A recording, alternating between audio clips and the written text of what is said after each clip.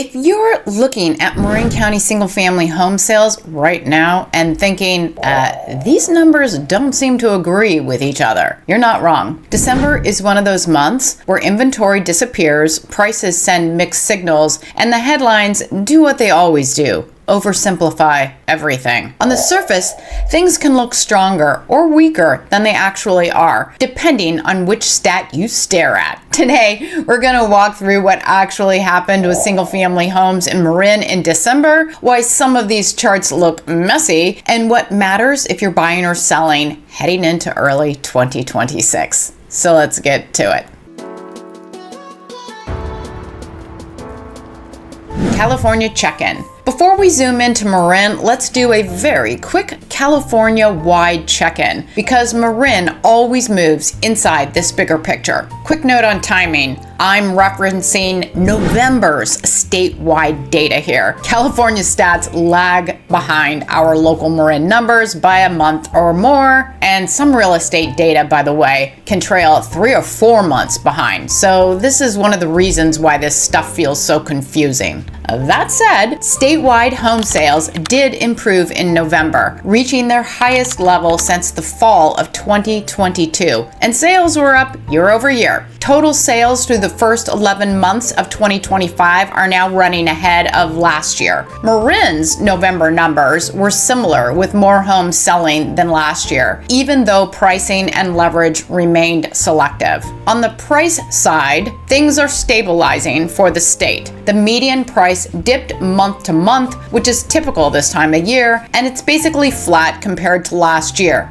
And here's the Marin relevant part. The San Francisco Bay Area posted the largest year-over-year price decline among major reasons. So California isn't booming, it isn't breaking, it's grinding through a slow, uneven reset. And that sets the stage perfectly for what we're about to see in Marin's single-family home data. By the way, I'm Carrie Hill, lawyer turned realtor, 30-year Marin local, and the person who helps you buy or sell here with your sanity intact. My information is in the link below if you need some backup. And if you want my free newsletter that shows exactly which homes closed in Marin and how much they sold above or below list price, and how average sales distorted the average, that's also in the description. And that's data no one else is handing out. And hey, please, if you pick up even one useful nugget here, hit the subscribe. It motivates me to keep pumping out this content, and it tells YouTube I'm not just talking to myself about housing charts. Thank you so much.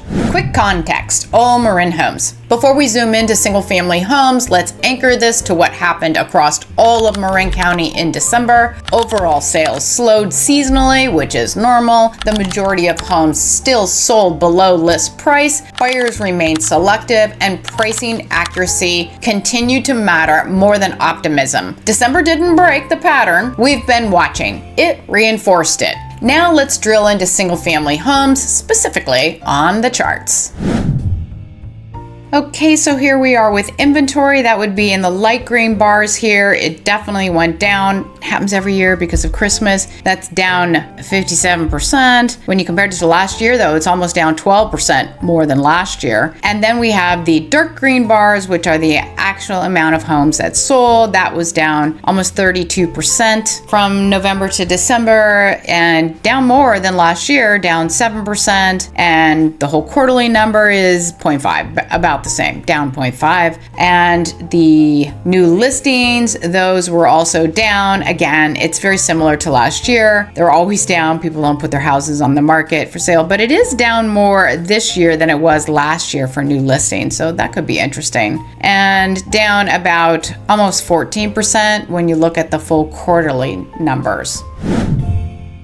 And here are average days on market, which took that normal big jump from November, December, because it takes a long time to sell a house when you're selling it during the holidays. But you can see that happened last year too, here. So it'll be interesting to see if we have this extra big jump in January, just like usual, as people are slow to getting rid of, of selling homes. But you have to remember here that it takes usually about 30 days for a home to close. So what we're really seeing here from December to January January is that these are the homes that sold during December and they just didn't close until January. So you'll see we're probably going to have that same thing happen here. Anyway, those actual numbers are right here. They're not that interesting. Maybe it's a little interesting that it's a little over 19% when you compare this month to last year at this time. So it was harder for sellers to sell their home this year than last year. And also, when you look at the bigger quarterly numbers for more stats, it's still harder this year than last year, although that number then it drops to just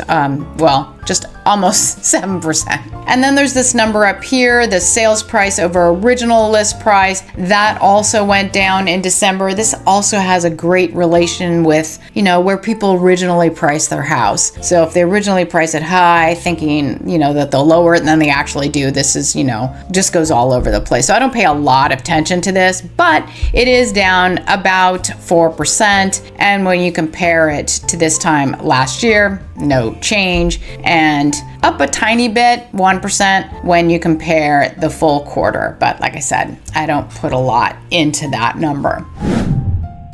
Okay, and now we're on to those interesting prices. Now remember, there's those 4 whales, right, that are definitely heavily in these numbers of single family homes. And so it's interesting. So remember, the whale pushes around the average number the most, and that would be right here. Oh, it's kind of hard to see with this orange. Let me change that to something deeper. Okay. So you can see that it went up, and that number is reflected here, average sold price being up 12.4%. But we know it's not really up there because there's a bunch of whales. When you compare it to this time last year, it's down 1.6%. Now, I didn't look back. I don't know if last year at this time had a bunch of whales too, so sorry about that. But when you smooth it out with the quarterly numbers, smooth out those whales, then it's still down 3.7%. So that this looks like a strong number, really not. However, this one is really interesting, right? Because this is how much people want for their home. And you can see that over this period of time, people decided things are going much better and maybe they can get the house prices that they really want. So there's a bit of a disconnect here that we saw in last week's video, and it's just bigger on the single family home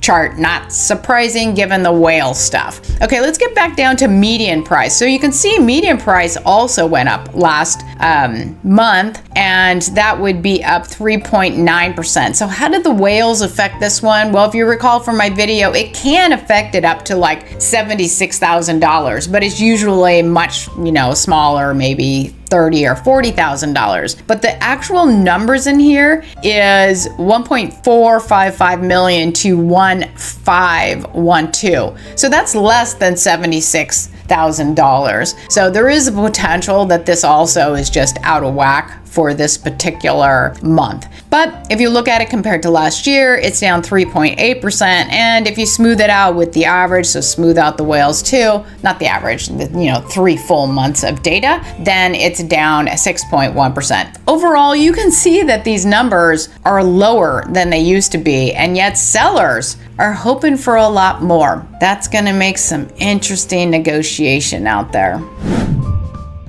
And here's the price per square foot for just a little bit more evidence on what's going on. And you can see that price per square foot, this is an average price, did go up from last month or the prior month, November to December. So people got a little less for their money. Remember, average price per square foot is not going to be pushed around as much by the whales because the numbers are more consistent than the numbers for home sales prices. Okay, anyway, that still was up, almost 3% for that. But when you compare it to last year, it is down barely, but 0.2%. And when you use those quarterly numbers to smooth it all out, it's down a little over 2%. So overall, people are still getting a bit more square footage for the money that they are expending. What this means for you. December tells us 3 very clear things about Marin Single Family Homes. First, seasonality is real. December always distorts the charts, and you cannot read it the same way you read spring or summer data.